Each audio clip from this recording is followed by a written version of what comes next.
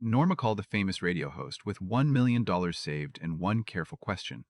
She lived on almost nothing, had no debt, and her biggest fear in the world was running out of money. She asked what she could safely pull from her savings each year. The host told her without hesitating that she could take $80,000 a year forever and still watch her money grow. She hung up feeling wonderful. She should have felt terrified because if she'd actually done that, there's a very real chance she'd have run out of money in her 80s, exactly the thing she was most afraid of. And she'd have done it on expert advice. That advice is everywhere right now. Take 7 or 8% a year, the pitch goes, because the stock market earns way more than that, so you're only ever spending the growth. It sounds like simple math, and it feels generous, and it is one of the most dangerous ideas in all of personal finance. And I understand exactly why it's tempting, because the difference is enormous. On a $500,000 nest egg, the careful 4% rule gives you $20,000 a year to live on. The 8% version gives you $40,000. That's not a small upgrade. For someone staring at a balance and terrified it won't stretch far enough, doubling your income overnight sounds like salvation. That's exactly why the pitch spreads, and exactly why it's so important to understand what it quietly leaves out. But here's what makes this worth 20 minutes, and what almost nobody tells you. It's not always wrong. There are a handful of specific situations where spending 7% or even more is completely fine. The trick is knowing which group you're in before you bet your retirement on it. I'm Mike, a regular guy who reached financial freedom on an ordinary income. I'm not a financial advisor, so take this as plain English education and run your own numbers past a professional. This channel is where I explain the money stuff nobody ever sat us down and explained, the way I'd explain it to a friend across the kitchen table. If that's your thing, hit subscribe. Let me start by showing you exactly where the 7% idea comes from. Because the logic sounds airtight until you look underneath it. The argument goes like this. Stocks have returned about 12% a year on average over the last century. Inflation runs about 4% a year. Subtract one from the other, and you've got 8% of pure cushion. So take 7 or 8%, never touch the principal, and your money grows forever. 12 minus 4 equals 8. What could be simpler? Every single number in that sentence is basically defensible on its own. The problem is, what happens when you chain them together into a promise about your actual life? Because that clean little subtraction quietly assumes something that never once happens in the real world. It assumes the market hands you the exact same return every single year in a smooth, straight line. There's also a softer spot in that very first number. The 12% figure gets quoted as if it's a law of nature, but it leans on the friendliest possible slice of history. Measure the U.S. market over most long stretches, and the real average lands closer to 10%, not 12%. And that's before inflation takes its cut. So the cushion the whole pitch is built on is thinner than advertised before you even get to the real problem. And the loudest voice pushing the high number has a business reason to keep the story rosy, which is worth remembering anytime someone calls the careful 4% approach ridiculous and tells you to put everything you own in stocks and pull 8%. That's not a neutral math opinion. It's a sales pitch with a spreadsheet attached. It doesn't. And that one gap between the spreadsheet and reality is where retirements die. And notice the quiet promise tucked inside the pitch, the part that sounds the most responsible. Only spend the growth. Never touch the principal. It sounds disciplined, almost conservative. But in a year, the market falls 20%. There is no growth to spend. There's only principal. So either you skip eating that year, which nobody does, or you sell shares at a loss to pay your bills, which is touching the principal at the worst possible time. The slogan describes a world where the market only ever goes up. That world has never existed. Here's the thing the 12 minus 4 math completely ignores, and it has a name. It's called sequence of returns risk, and it's the single most important idea in this whole video. Let me show you why an average return is not a safe withdrawal rate using two retirees who get the exact same average. Picture two people, each retiring with $1 million, each pulling out 7%, which is $70,000 that first year, rising a little each year for inflation. Both of them are in the same average return over 30 years, a healthy 8%. which is even better than the old 4% rule assumed. Same starting money, same withdrawals, same average return. The only difference is the order the good and bad years arrive in. The first retiree gets lucky. Their strong years come early. Their portfolio builds a big cushion, and the bad years show up later when there's plenty to absorb them. Even for that lucky person, taking 7%, the money runs dry around year 23. They planned for 30 years of retirement and came up 7 years short, even with good luck and an 8% average. The second retiree gets the same years in the opposite order. A couple of ugly markets hit right at the start. And here's the cruel part. When your portfolio drops 20% in year 1, and you also yank out $70,000 to live on, you've torn a hole in the account at the worst possible moment, and those dollars you spent aren't there to recover when the market bounces back. That one decision in Rart's return is in even worse shape. Same average, same withdrawals. Wildly different endings, decided entirely by luck and timing. That's the whole reason you cannot spend at the rate of your average return. The average is a story about the destination. Sequence risk is about the potholes on the way there, and the potholes are what wreck you. Now watch what happens when the same unlucky person, the one with bad markets early, simply takes less. At that same rough sequence, pulling 5% instead of 7 leaves them with over $2 million after 30 years. Pulling 4% leaves them with more than $3.5 million. The difference between running out and dying rich was not the market. It was the withdrawal rate. That is how powerful this single number is. This is exactly why the serious research lands where it does.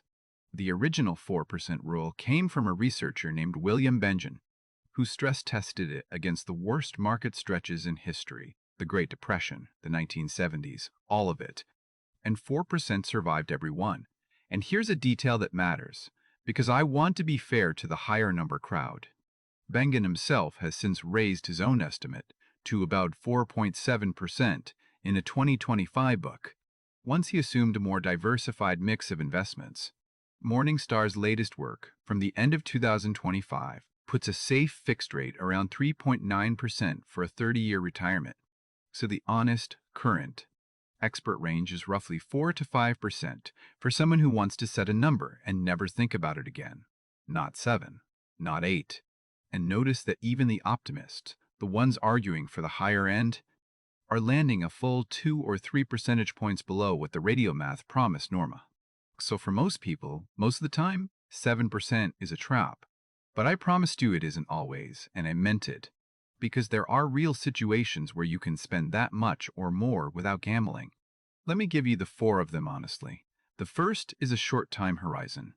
The 4% rule is built to last 30 years or more. But not everyone is planning for 30 years. If you're retiring at 75, or if you have a health condition that realistically shortens your horizon, your money doesn't need to last 3 decades. It needs to last maybe 15 years, or 10. And over a shorter stretch, the math changes completely because sequence risk has less time to do its damage. A retiree who genuinely only needs the money to last 12 years can take 7% and very likely finish with plenty to spare. The rule that protects a 60-year-old is simply the wrong rule for an 80-year-old. Spending more in your final decade when you know it's your final decade isn't reckless. It's the entire point of having saved. The second is having a floor under your essentials. This is the big one. If your guaranteed income, your Social Security and any pension already covers the bills you cannot cut, then your portfolio isn't holding your survival. It's holding your fun. And you can take a much bigger, bumpier withdrawal from your fun money because if the market drops and you have to cut back, you're canceling the trip, not missing your mortgage. A retiree whose essentials are fully covered by Social Security can pull 7% from a smaller portfolio and sleep just fine, because the worst case isn't catastrophe, it's a leaner year. The third is genuine flexibility, and this one's subtle. The reason the standard rule has to be so conservative is that it assumes you'll spend the exact same inflation-adjusted amount, no matter what, even while the market is collapsing. That rigid promise is what forces the number down low. But if you're truly willing to adjust, to take less in bad years and more in good ones, The research shows your safe starting rate jumps well above 4% because you're no longer forcing the plan to survive the worst case on autopilot. The catch, and it's a real one, is that flexibility only works if you actually do it in both directions. Taking more in the good years while refusing to cut in the bad ones isn't flexibility. It's just overspending with extra steps. The fourth is spending that naturally falls as you age, which almost everyone does. Retirement isn't 30 flat years. People spend the most in their go-go 60s and early 70s, traveling and doing the things they waited for. And then spending drifts down as they slow down, long before the final years. Real data shows household spending dropping around 20% from the mid-60s to the mid-70s. Not because the money ran out, but because the body did. If your own spending is going to fall over time, you can front-load a bit more early, which can look like a higher starting rate, and still be perfectly safe over the full stretch. Look at what those four situations have in common. Every single one is a fact about your specific life. Your age, your health, your guaranteed income, your flexibility, your spending pattern. Not one of them is a fact about the stock market, and that's the whole lesson buried under the 7% debate.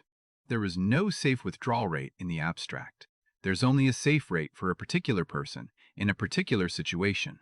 And the number can honestly range from 3.5% to 8% depending on who you are. Which means the radio host wasn't wrong because 8% is always wrong. He was wrong because he handed a single scary number to a frightened woman without asking one question about her actual life. He never asked her age, or what her Social Security covered, or whether she could stand to cut back in a bad year. He just did 12 minus 4 in his head and told her to bet her retirement on it.